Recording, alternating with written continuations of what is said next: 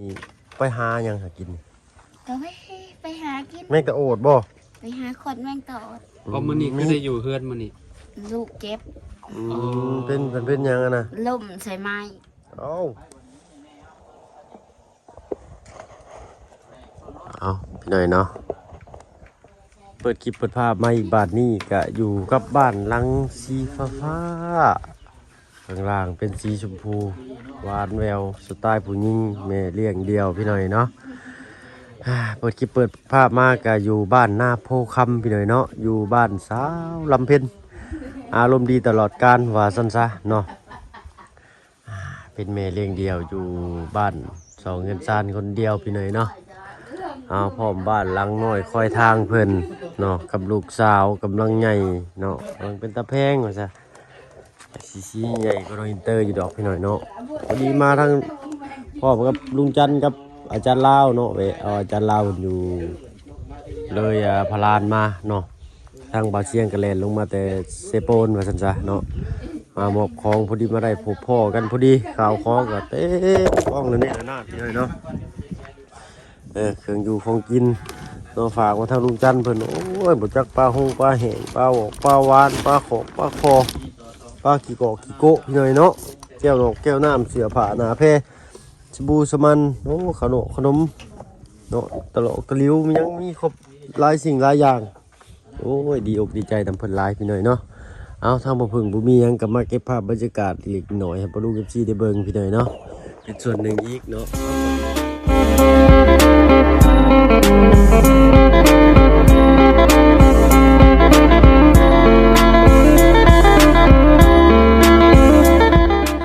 พี่น้องเด้อเนาะกราบทักทายสบายดี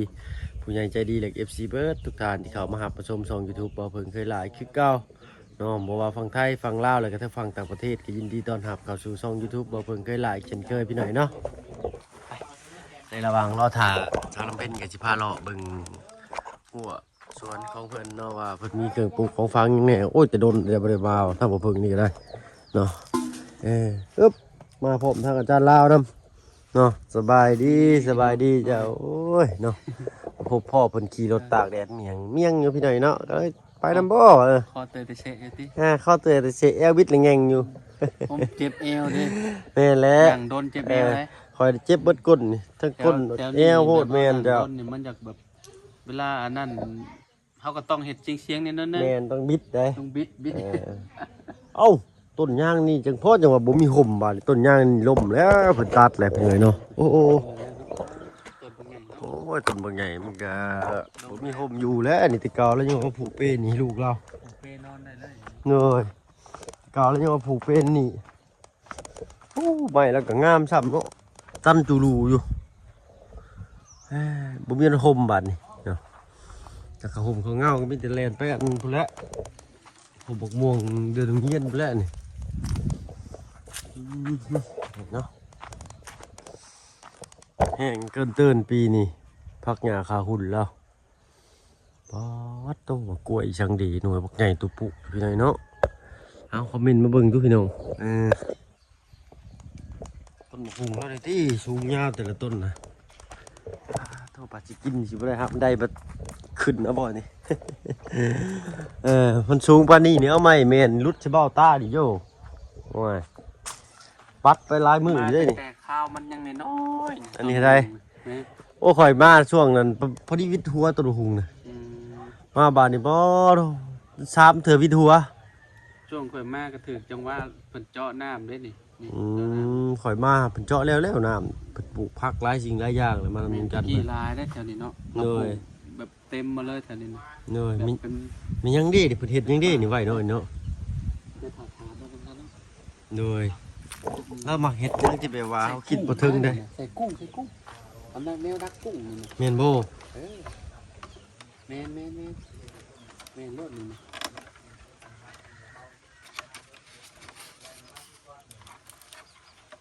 นะ ยาวๆแบบนี้เลยบ่นี่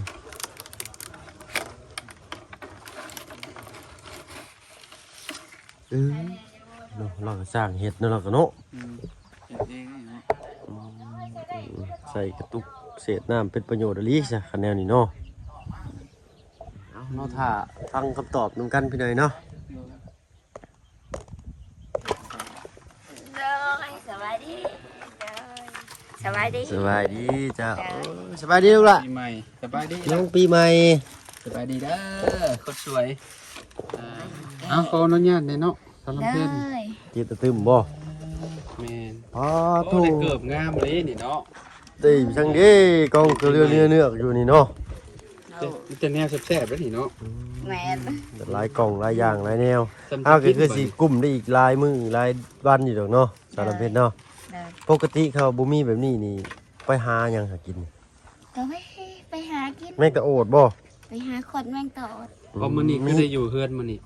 ลูกเก็บ เป็นหยังอะนะ ล่มใส่ไม้ เอ้า ใช่ ใส่ลูกเบิ่งดูน้องปีใหม่ปิดหน้าพี่เบิ่งดู เลย ตาเบิ่งซ้ายเนาะ เลย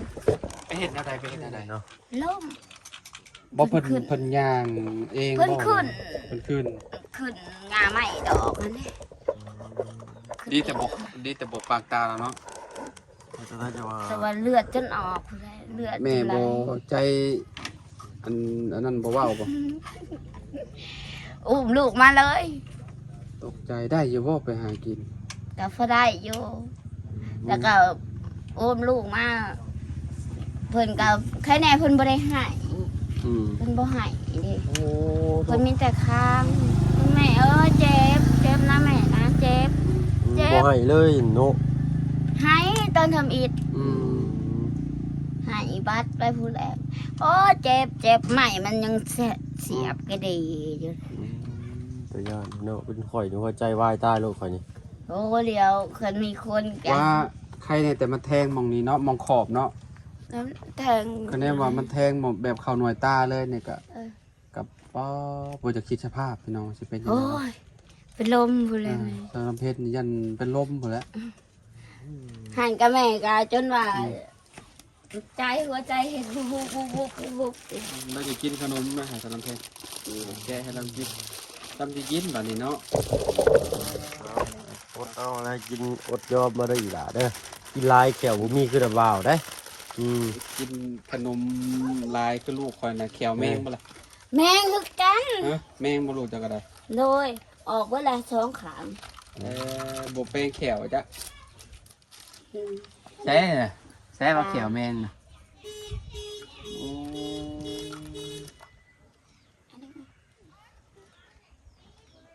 เลี้ยงลูกเดียวมาได้โอ้หลายปีเติบแล้วเนาะตอนลำเพ็ญเป็นได้ของมือหรือหัวใจ คนบ่ ฮะวางอยู่บ่ ร้อยบางตลอด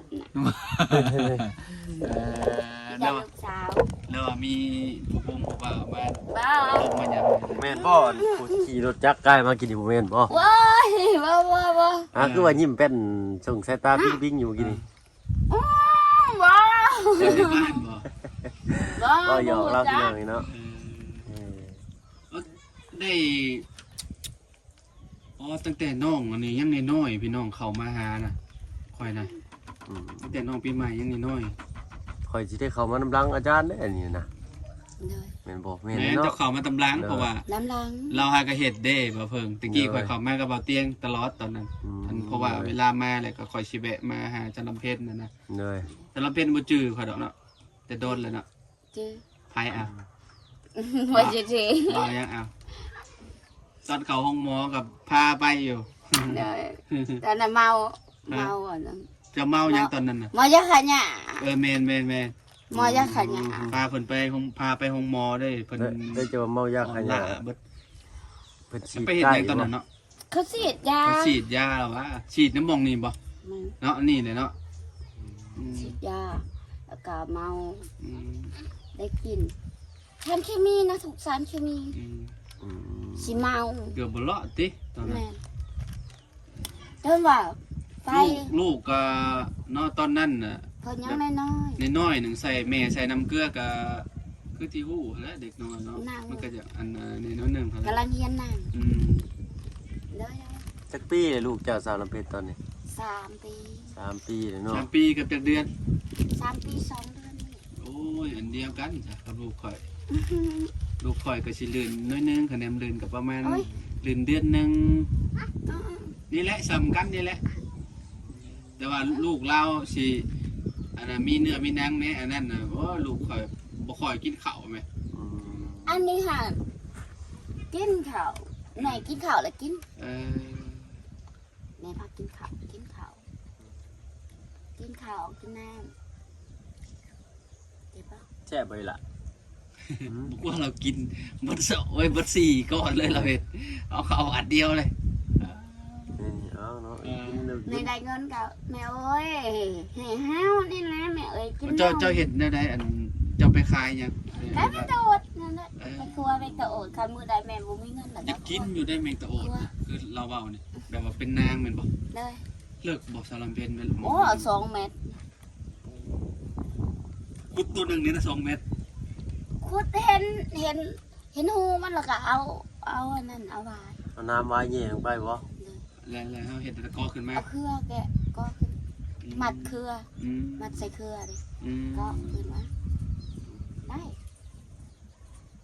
เมื่อหนึ่งนั้นได้จากโต๊ะ อ๋อคนใจมือก็ได้ล้างเลย พ่อมีเนาะบาดจ้ะเนาะ ได้ ไอ้บ้านต้องเปิด เคยเห็นครั้งแรกแต่มัน แมงตะโอดแม้ว่ามันคล้ายๆกับแมงจักจันเลยเนาะแต่ว่ามันชิ้นใหญ่ กันนี่ แบบจักจันโตได้บ้านค่อยๆห้องในห้องแบบนั้น จะโตมาเด้อ แม่แต่ว่าอยู่แต่ละเขตบางที่อาจจะห้อง แต่ละ คือ พื้น กัน ที่ แม่แต่ละพื้นที่บ้านแต่ละเป็นห้องแม่งก็ นี่ตะอูด นั่นสะโอ๊ต แม่งตะโอ๊ตเนาะแต่ว่ามันแม่งจักจันโตบ้านค่อยห้องเพราะว่ามันคือจักจันเด้ เลย เวลา แมงกะลี ยามดำนานี่เนาะอันยามแรงๆน่ะพี่น้อยเนาะมันสิมักห้องเนาะเวลาเขาเข้ามาแต่ให้แต่หน้านะมันสิห้องแบบห้องเสียงดังแมงนี่นะ อ่า มันมักอยู่ในต้น ต้นยา ต้นยางนี่พี่น้อยเนาะว่าเพิ่นเนาะ เลย โอ้หากินยากเลยตัวมือนี่อยู่ในบ้านบ่ค่อยมีแล้ว อ้า เซ่ บ่รับเลย เฮาพิลึกแท้มาแต่แซ่เออ โย่ มาจะบ่ บ่ เออ โว้ย จะบ่ได้เลี้ยงหยังบ่ซะ บ่ ไก่กาน้ำมุงก็บ่มี บ่ได้เลี้ยง เฮ็ดก็ปลูกแต่ซำนี้เนาะ เลย ตะกี้ตัวบักลายหนึง เอ ใช่ อ ลำ เป็นอะไรปีนี่ โอ้ เมื่อย ยบ่ ไก่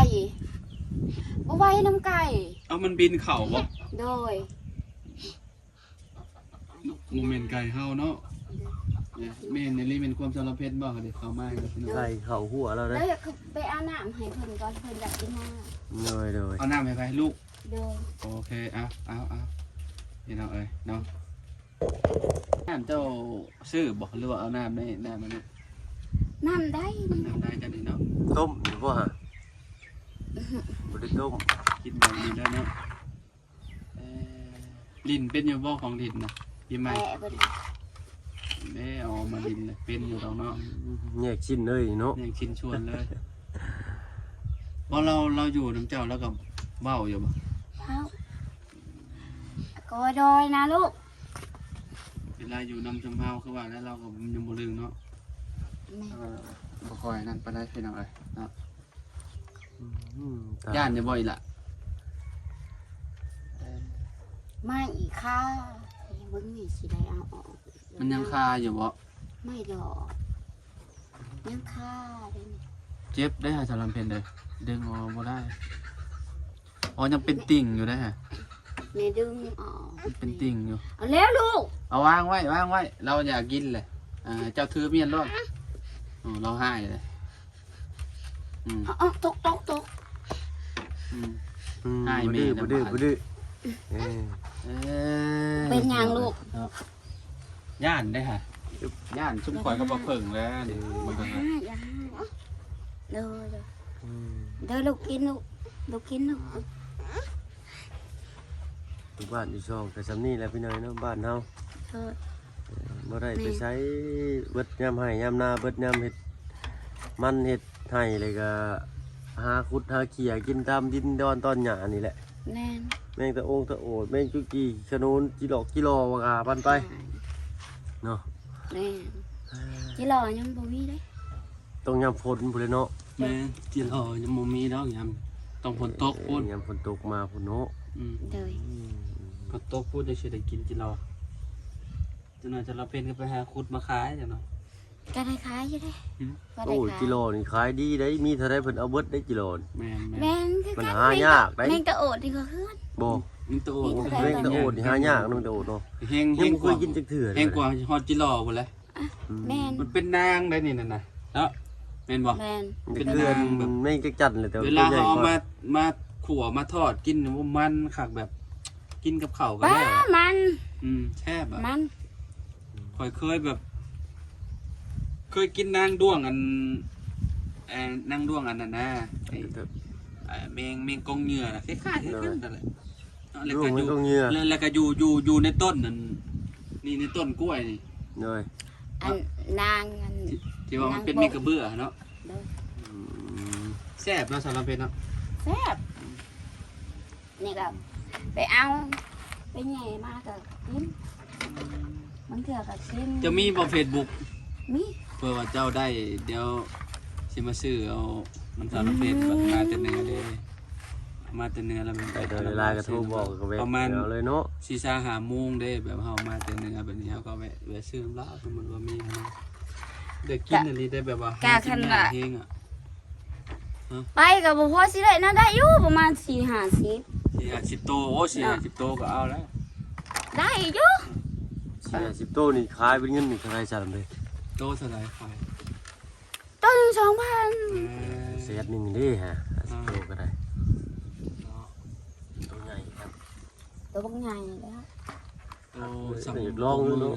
กลัว โอ้ ปูมือแล้ว ตัวสับปูมือนี่ ปูมือใหญ่เฮานี่แหละเนาะ อืม เคยเห็นแต่เดียวเนาะเพิ่นมากอ่ะ มานั่น เนื้อล่างน้ำดำเหมือนเนาะคงใช้ไฟใหม่ มื้อนี้โซกใหญ่รถทับเลยมื้อนี้เนาะ ยังจื้อเคยได้อยู่บ่สารเพชรจื้อเคยได้อยู่บ่ เบา จั ยั ก ง บ่ชื่อบ่ เบิ่ง เราเบิ่งกันเด้เราเจออยู่ แล้วจื้ออยู่เนาะเถอะโอ้หน่อยเนาะ ใจอยู่ยังจือว่าเพิ่งเฮานี่บ่จือหั่น จื้อหนาแต่ว่าจื้อ จือหน้าบ่บางลาวสตูดิโอหั่นน่ะตอนแรกบ่ได้เห็นกันแต่โดนเนาะ โดนบ่ โด ได้ น เห็น 2 ปีแล้วจ้ะ นะ ฮอดแล้วบ่ บ่นะพี่ของกว่า ปีปลายเนาะ โดน ปีเกือบ2 ปีแล้วปะ ชาวบ้านเพิ่นมาเชิงน่ะไปถ้าเฮาก็สิขอตัวลำลาก่อนเด้อบัดนี้เด้อ ดีใจนำเด้อมื้อนี้เด้อเป็นประเภทเนาะโซกใหญ่2ชั้นเลยเนาะทางผู้ใหญ่ทางบ่าวจันบ่าวเสียง เด้อ จัดเต็มให้เลยมื้อนี้พี่น้องเนาะมีแต่แนวแซ่บๆเนาะเป็นอาหารการกินพี่น้อง มา เครื่ จา อก ง ฝั่งไทยผู้ใดฮะ แม่น เลย เครื่องนุ่งแน่เนาะ เลย แล้วก็เครื่องลิ้นของน้องปีใหม่นํแล้วก็ เลย โอ้หลายๆอย่างเลยพี่น้องเอ้ยเนาะ เอาบ่เหงาเลยบัดนี้เนาะ เลย เอาทางมาเพิ่งขอตัวลำลาก่อนสารเพชรเนาะสบายดี ขอให้โช จ้ะ คดีเด้อ โดย ทางปลอดภัยการงานก็ขอให้รุ่งเรือง โดย ความสุขความเจริญก็ขอให้ลดมากกว่าใจเรื่องครอบครัวเรือนชาน โด เลย ย โอ้ยเอาใจละลายครับ ไปพี่เลยเนาะทางเฮากันสิขอตัวลำลาก่อนผู้พรคลิปหน้าเอาสำหรับคลิปนี้ดีมีแฮงเบิดทุกคนที่เข้ามาครับมาชมช่อง YouTube บ่เพิ่งเคยหลายคือเก่าเนาะคลิปนี้ไปแล้วเนาะสบายดีจ้ะ